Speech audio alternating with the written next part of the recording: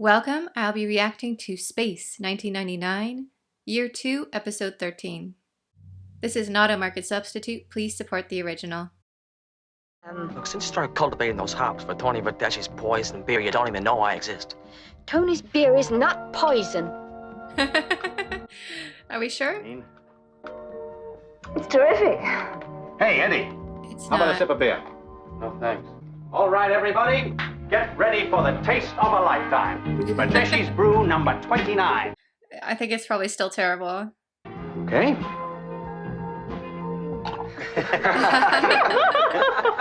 Maybe we misjudged the fermentation. But we sure misjudged something. Aww. Tony. Well, I wasn't accusing her. She's a very sensitive girl. It's probably pretty isolating being out in space that long, and she's very young. I'm sorry, that's really disturbing.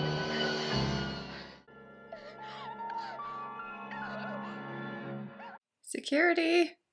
If she gets upset easily, no one's going to believe her when she tells them her story. A nightmare, probably. You were very upset when you left Command Center. The eyes, they were wanting me to stare back. They were coming closer. Uncharted satellite. Atmosphere compatible. Temperature at constant 78 degrees. Suitable for human habitation. No sign of animal life. Bill, locate a landing site. No sign of animal life? Isn't that suspicious? She said she saw a disembodied face staring at her from the wall. I don't think she's in any condition to join a landing party. I think you'd better find a substitute. Well, she looks up to you, Tony. You explain it to her, okay? He's like, oh, gee, thanks. I've come to apologize for being an unfeeling, insensitive bore. Aw. You've been upset, and Eddie Collins is the botanist that we're taking. It's probably your idea that I don't go. Oh, you're a hypocrite. Shameen. That's why you came up here. If the alien is attracted to strong emotions, though, this is going to make the hallucinations worse. Let me come through. No. Nope. You have my word. I don't trust you. Going down to see him. Eddie's going. So I heard. Don't trust this random guy. Now, put it on the propagandoscope. Continue. Plant it. I do love hydroponics episodes, though. Is the plant going to come alive and attack him?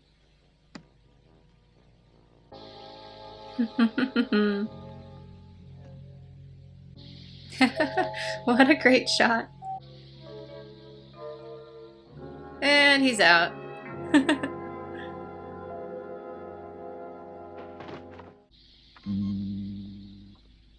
What could possibly go wrong?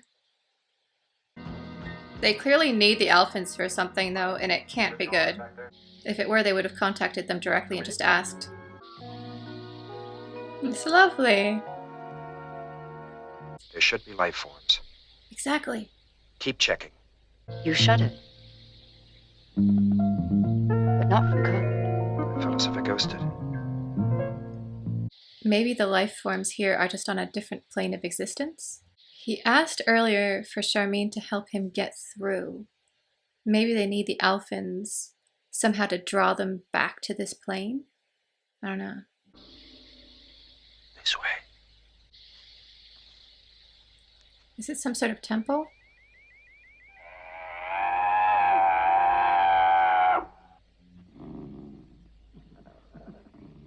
Whoa.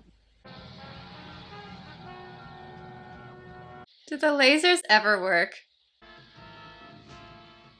It's like there's a boundary. Won't come past the obelisk. Hologram, perhaps? Calling to Moonbase Alpha. Oh no. Calling to Alpha. Come in, Alpha. He won't attack you. You're quite safe. That's a lot of courage there, and trust. I thought you were already here. Only in spirit, not in substance. Hmm. This machine will enable my solid body to come over into your world. They do want to come back. If you would assist me. I don't think it was an accident. I think he's dangerous, and somebody sent him to this existence and destroyed this machine so that he couldn't get back. Don't help him. There's one way to find out. Maya, Why didn't you just turn into a bird and fly above him? As cute as this fox is. I feel like that painting in the back is significant. This episode would be a great video game. So many clues everywhere. yeah, Charmaine seems to have some kind of immunity. Uh-oh, close that bag before he sees the other object. No harm will come to me on Sunim, Commander. And where? It was written on the I wall? don't know. Someone must have told me. Someone? Who? Somewhere up the ladder of development, at some period in time, something happened. There was violent death. I think we're dealing with a form of antimatter against matter. Oh, the old antimatter. Up in the temple. Like back in year 1. So in theory, there must be an antimatter world. Existing where? Here, now.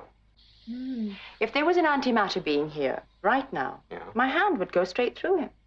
Well, why don't you ask her? I did. I did, but she was holding back. Don't try to give the alarm, Mr. Videshi. You will never reach it. But you would not do it willingly. Why not? Because nature has to be kept in balance. For everyone who crosses into your world, Oh, you lose someone one here. of you must cross into ours. And there's so many people waiting. That's going to be everyone in Alpha. That's his plan. Oh no. Why is she going along with it though? Now that she understands, she can't dislike people that much. This one's very special. It's gonna knock you off your feet.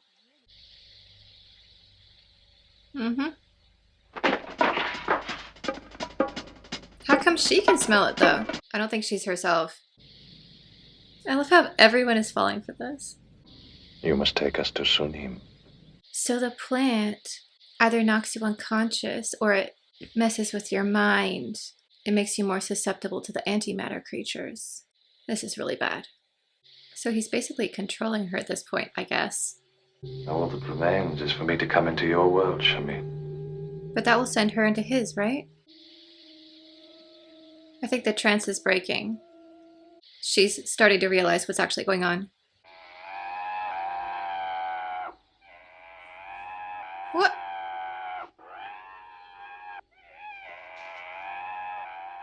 Just really solid looking antimatter. Okay. How is it our lasers bounce off antimatter? We have evolved certain techniques in our many attempts to cross over.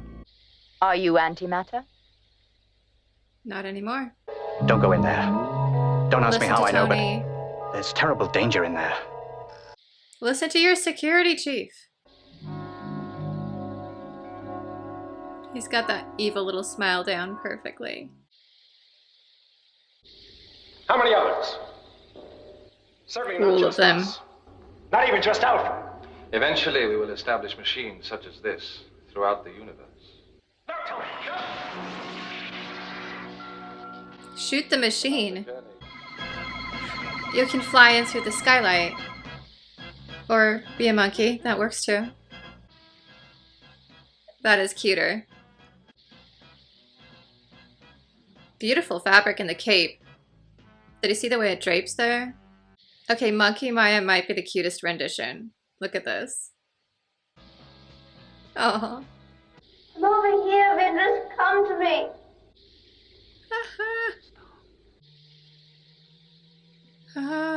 What if he just starts shooting with his very effective laser? You can do it, Maya. I can't remember. The green one. Aha! I wasn't sure we would get her back. He was standing there when he closed it. Smart thinking, Tony. Who was it that originally tried to destroy the machine, though? Or was it actually an accident? What about Vidrus's people? They'll all be destroyed. Only matter will be destroyed, not antimatter. The whole planet's just disappeared right from under us. It's gone back to being antimatter. Good thing they didn't settle there. Will it work this time? Problem is mechanical. I'm clearing out that area. No more hops. Huh? more hops. Oh, you tell him. I feel like this was a bit of a callback to the series 1 episode where Helena finds her husband, but he's become antimatter, and they're on that planet that's also antimatter that would have been perfect, except it's incompatible for obvious reasons. Here they reiterated a similar storyline, except all of the antimatter is just simply invisible and evil, because it's year 2 and everything is evil in year 2 apparently. I thought it was an intriguing idea though, that the flower would either control you or knock you out.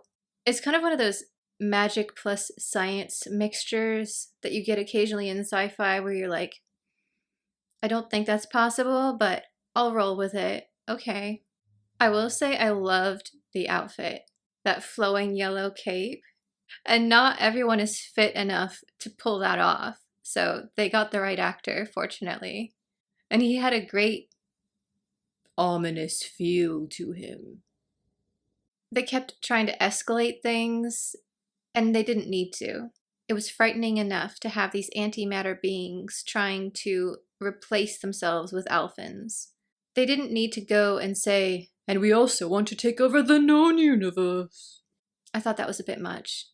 It's kind of like Star Trek Discovery, which is a fun show, I think, but they make the stakes just way too high every season. And they're like, and this season, the entire galaxy is at stake if our intrepid heroes don't save the day. And then next season, you're like, okay, what are we doing now? This time it's the entire universe. And you're just like, really? We can keep things to smaller scale. It's fine. Year 2, they just keep trying to up the jeopardy. And you're just like, you don't need to do that. You can just put John or Helena in danger, and we as an audience will be extremely upset. You don't need the entire galaxy at stake here. It was interesting how they showed being observant is crucial in situations like this. We got Tony, who figured out where the door closing and opening was going on because he was very carefully watching. Same thing with the machine, figuring out it was the green lever. I liked that piece of it. And then Maya as the little tiny monkey was so cute. Worth watching the episode just for that. I wish we had had more in hydroponics though. Just a little bit more backstory there. I thought this was an enjoyable episode, but I also think it could have used one more revision in the writer's room before shooting. But I know that they were probably on a very tight schedule, had to get these out quickly. So they just said, okay, good enough, go to the set, you know. So I get it. TV shows are under a lot of pressure to get things just shot out the door, ready to edit. And for the most part, it worked.